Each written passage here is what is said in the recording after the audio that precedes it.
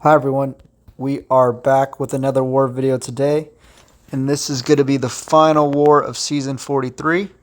We're going to be bringing in our usual team of Omega Sentinel, Omega Red, and Sabertooth, and we're going to be going up Path 5 in Section 1 and Path 5 in Section 2. We are going up against the Alliance Chaos, and we do need to win to finish Masters. So win, we're in Masters, lose, and we will finish P1.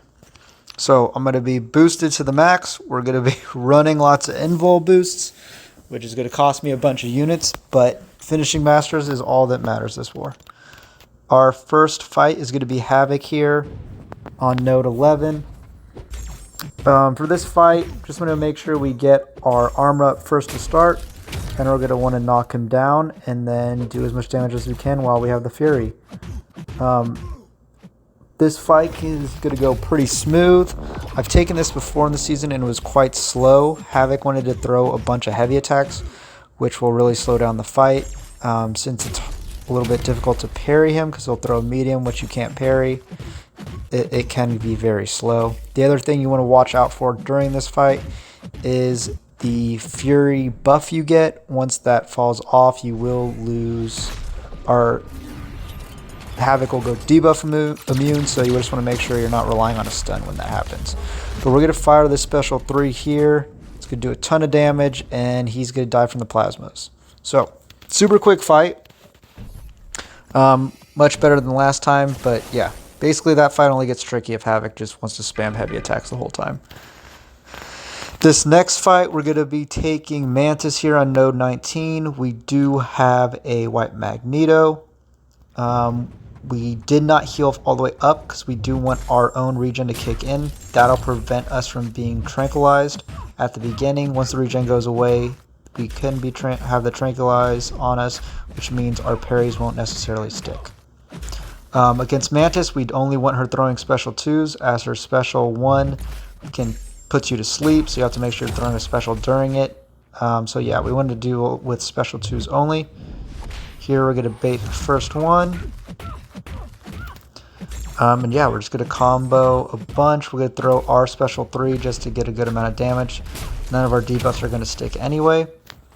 There's a little lag there, which was a little concerning. But it's very heavy to counter her heavy attack with your own.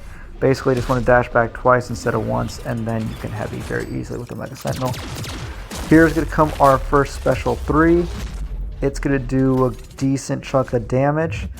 It does push her a little closer to her special 3 than I was hoping for. And then we do kind of run the issue of trying to get the special 2 and she doesn't really want to throw it. We're going to do a combo here to reduce her power a bit. And thankfully we get it out just in time. We are running an invul, so we just would have ate the special 3 if that happened. Heavy counter one more time here.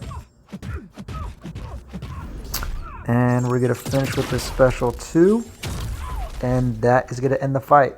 So, pretty good fight. Not too many issues. We did take a good amount of chip damage, but that's kind of just the nature of fighting a 7-star. Our next fight is going to be Thing here with Omega Red. Ideally, obviously we want to get our lock in a good amount of spores, but the big thing is just making sure we're managing his rock stacks. That's the most important part. We are going to try and get intercept in and lock in if possible, though. So we're going to parry at the beginning, do a 1 hit, get an intercept right away, and now we're going to do 1 hits as we build spores. We're going to lock in here, and then we're going to do another 1 hit. He throws his special attack. We're going to heavy counter, a little light attack just to get us close enough. So right now we have a lot of spores. We get another intercept. Here we're going to bait out the special 1. Heavy counter to lock in the spores again. And he's going down pretty quickly. Again, just managing the spores, or the rock stacks. Here we're going to heavy counter, lock in the spores again. And then we're going to hit 1 more intercept. He's at 12 rock stacks, but we get a crit at the end, so we would have just done a 3-hit combo, bait out another special. So super smooth, really happy with that fight. This next fight, I forgot to record the beginning, so I paused and recorded as the fight was starting. It is going to be Omega Sentinel versus Sauron here. Main thing here, we just want to make sure we keep our armor ups. We want to make sure I don't be bad and fail the Dex of Special 1 like I've been doing lately. And yeah, I just want to make sure we're removing his prowess. Bait Special 1s only. That Special 2 can get a little tricky. We're going to go for light intercepts like we did there, just to speed this fight up. But yeah, his Special 2, I've got clipped by it before, and you basically die if you get hit by it. So I want to bait Special 1s only. We're going to throw the Special 3 here with the Fury. It's going to do a good chunk of damage. He's going to dash in right away, though, and shrug the Plasmas. And then here, we're just going to take it all on the block to be safe. And I think we go for light intercept. We don't get it. And I think we just combo him out. Yeah. Combo him out with the protection up. So, pretty easy fight. Nothing too much going on there. You just got to be aware of his dash ins triggering a prowess. Here, I'm going to waste more units. I don't know why I didn't cut this, but we're too far into the video now. But yeah. I wasted those energy. I actually had to wait for a couple hours, actually. But yeah, we're boosting back up here, and we're going to take Kingpin here on node 48. I think this is number 3 or number 4. I think it's the 4th time I've taken this season. Standard Omega Red fight. We want to parry one-hit combos. We're going to heavy to lock in our spores. Once the vigilance buff he starts with ends. And then after that, we are going to just heavy attack to keep the spores locked in. We did take the precision mastery off, as we don't want to be critting and giving him prowess, which will give him passive power gain. And he was running recoils, which was really interesting. I don't know about interesting, kind of a mistake. And he placed 2 minis on the island, actually, so kind of helped us out quite a bit. Here we locked in. We're going to parry, lock back in. We're going to bait Special 1s only. And again, just going to parry and heavy. And that's going to be it. So, 30-second fight. The recoils probably helped us a little bit, but yeah, not too much going on there. We have that fight pretty much down. Next fight is going to be Emma here on 51. I've been taking most of the mutants that have been placed on 51 this season. Emma should be pretty straightforward. Obviously, she's not duped, so you don't have reverse controls in the special, which I practice with mine, thankfully. I know for most people, they're much better at doing it with the reverse controls at this point. I myself am, but I was able to practice quite a bit and get it down. We're going to want to bait Special 1s only, just because it's a little bit safer, or easier to dex, I should say. And the plan here, similar to before against Stormex, we are going to want to drain our power completely almost, do a double medium to trigger Conflictor, and then we're going to throw our Special 3 right after we bait her special.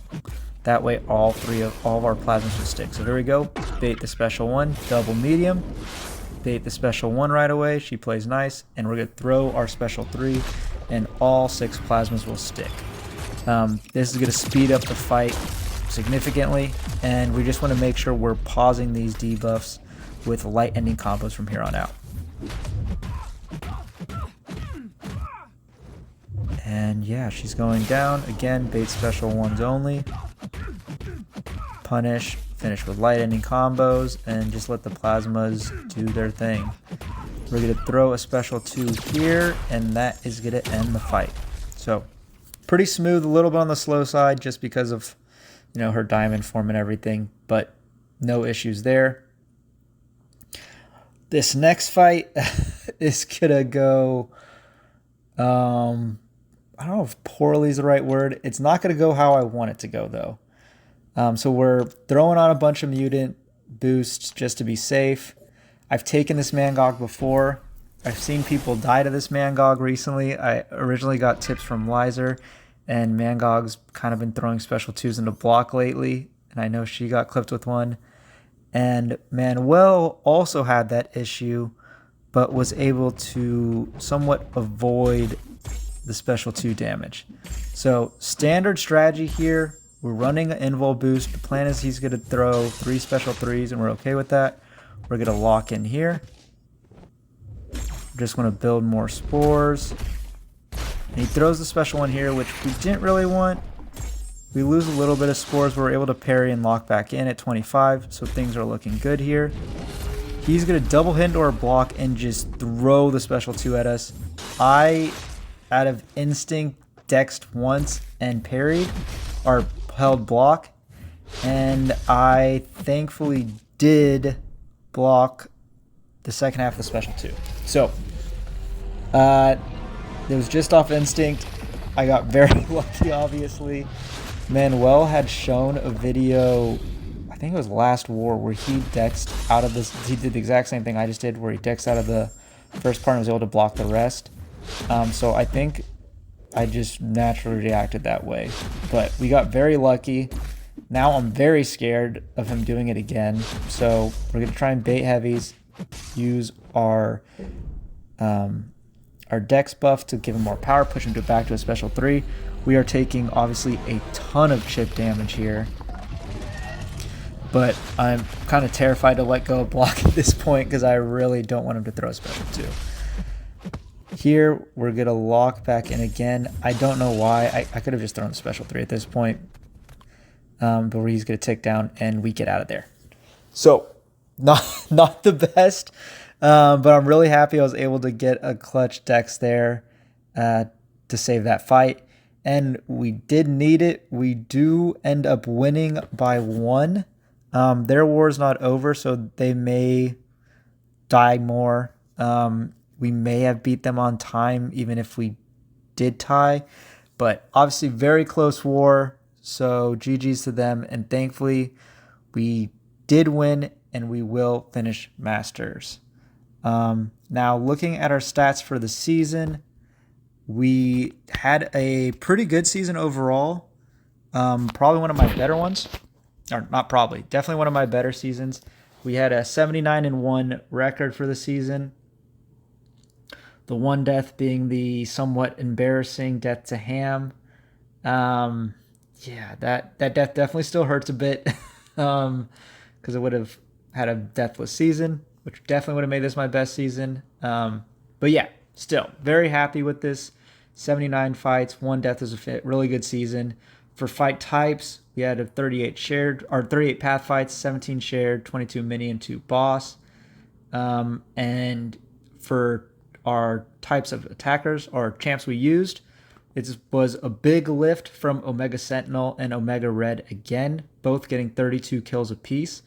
I don't expect that to be the case going forward next season with the tactic change, but Omega Sentinel and Omega Red were really good for this tactic. Omega Sentinel, because she's a tactic attacker.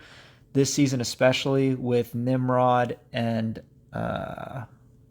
iDoom being banned, are blacklisted, and then Future Ant-Man being banned a lot just in general. Omega Sentinel had a ton of fights as probably the second best global attacker after Future Ant-Man, although I think she might be the best in my opinion. And then Omega Red was also excellent for this tactic, just because he does not need to hit the champion very much to do a lot of damage. As you saw, you kind of parry one hit, and then you can kind of just heavy and keep your spores locked in and just watch them melt away. So he was really good for those Atumas. Kingpin, as you saw, I've taken plenty of times with him, so he was just an excellent champ for this tactic as well. But yeah, next season I expect to use quite a bit of different champs. The other champs I ended up using, Scorpion got to come for one war, which was pretty cool to use him. I hadn't used him before in war. We had the Herc war, and then we had the Professor X war where I took the Korg boss and where I died. And then Torch, White Magneto, and Magneto just had 1 kill apiece, where I think they were just brought in for a specific fight. That does bring our tier 1 record to 701 kills and 20 deaths. So 97.15% solo rate. Really happy with that as well. I'd been right below 97% for solo rate, so this season definitely pushed us over. And yeah, so very happy with my performance this season. 79 kills is the most fights I've had in a season by quite a bit. For our performance as an alliance, it was a little bit of a mixed bag. We did squeeze our way back into Masters, which was the main thing that we needed to do, obviously. But we'll see if we make adjustments. My battle group especially struggled, so hopefully we can turn it around next season and do better. But again, it'll be a new tactic. We'll be using new champions most likely for the tactic, and we're going to have a different war map, so could be very mixed results next season. But yeah. So besides that, I do want to give a shout out to Salty for becoming war champs. They are a previous alliance of mine, so I'm really proud of all of them there that are able to get war champs this season and knock off GT40. Very impressive for them. But yeah, that's going to do it for this video. Thank you for watching, and I'll see you guys next time.